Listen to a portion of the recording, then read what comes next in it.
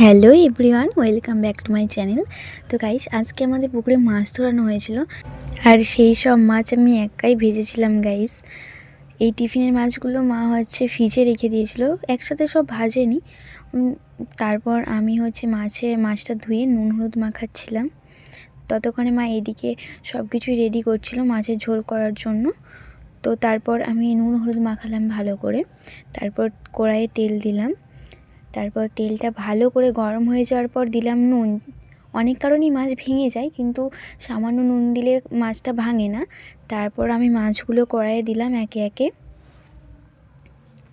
ভিডিওটা করতে আমার একটু অসুবিধা হয়েছে, কারণ আমি নিজেই করছিলাম ভিডিওটা।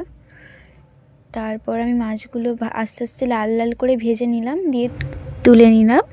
তো গাইস, আজকের মতো টাটা, দেখা হবে নেক্সট ভিডিওতে। সবাই ভালো থাকবেন, সুস্থ থাকবেন।